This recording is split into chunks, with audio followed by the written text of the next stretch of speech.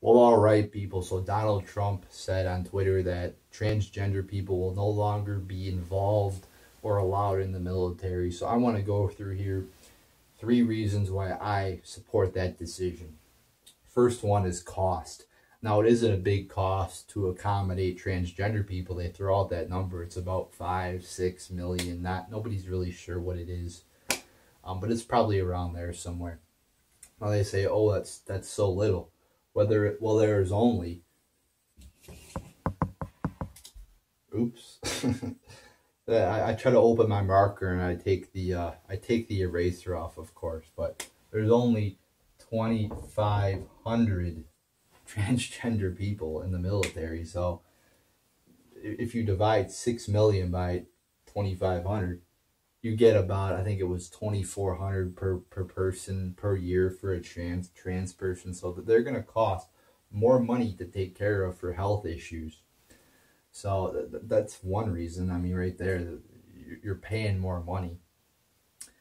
And they also said in the same study that transgender people only have a minimal effect on the readiness of the military. Well, if they have a minimal effect, that's an effect. If 2,500 people create a minimal effect, what happens if this number goes up to 10,000? Then it's a pretty big effect, or if it goes up to 20,000, then it's a bigger effect. They say, oh, it's only a minimal effect on the readiness of the military. Well, that's still affecting it. So how would we do that? Why would we negate the military's effectiveness if it's only, even if it's by a little? I don't want to do that. Number two, group cohesion. I mean, you want to work with somebody who's a transgender, just throwing that out there to somebody. I mean, like as a normal fucking 19-year-old man, a guy, which I am, if given the choice, whether if you want to work with just another guy who's 19 years old, or 20, that's my age, whether it's in work or with school, I don't give a shit if he's Democrat or Republican. I'm just saying a guy who's not transgender. Or would I rather work with somebody who was born a guy but then decided to be, I all of a sudden have a vagina and I'm a girl? I would rather work with a fucking 19-year-old normal guy or whatever, somebody who didn't change their sex. Because it'd be fucking awkward to work with a transgender person. It would just be weird. I mean, and anybody who, I'm sure there's a lot of liberals who go around, I don't care who do I work with, but I'm just being honest. So it would be weird for me to work with a transgender person. Imagine what it would be for a military person, who you have to, again, shower with. You're in the trenches with these people. You go to the bathroom, locker rooms. I mean, that could create many awkward situations that are just not created when you're just working with somebody who's like you. When you're working with somebody who's not transgendered. And the last one, strong military.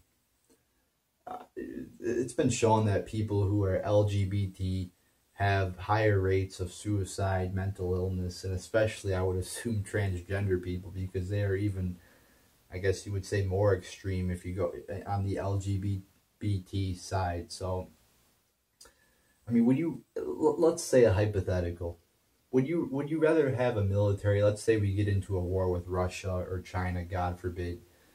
Would you rather have, let's say we're fighting Russia troops, 1,000 of our troops versus 1,000 Russians. Would you have more faith in 1,000 25-year-old, 30-year-old men?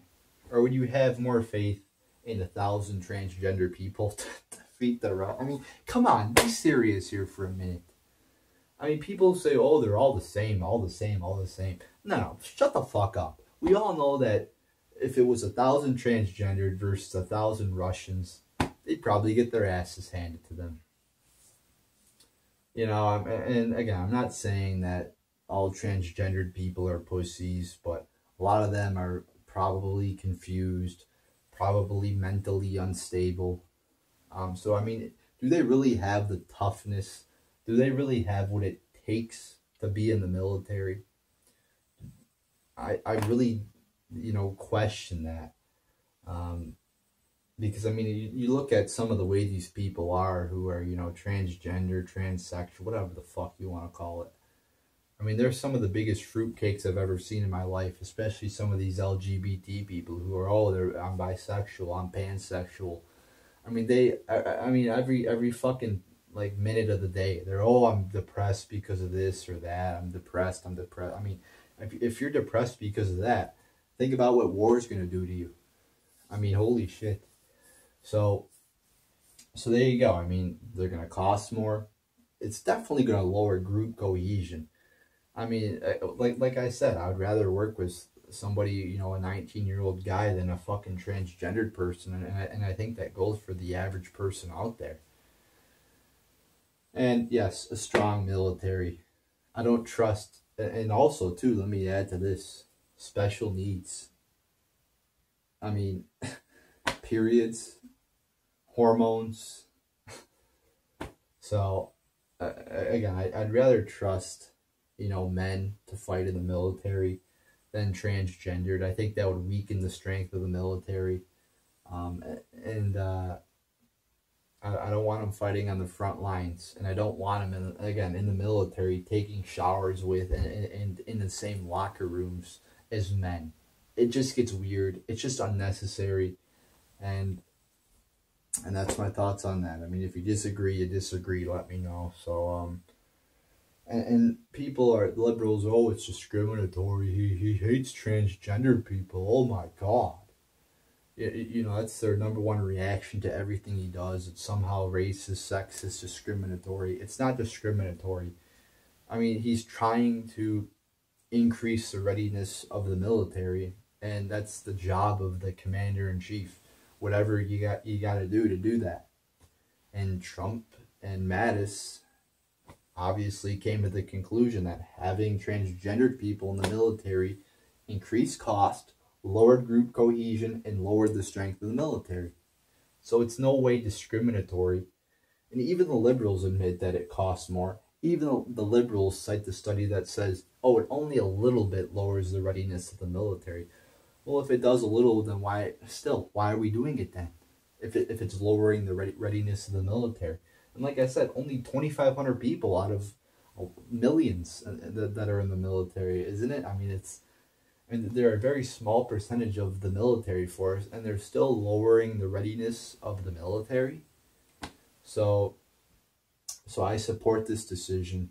If you don't, let me know why, but there you go, people.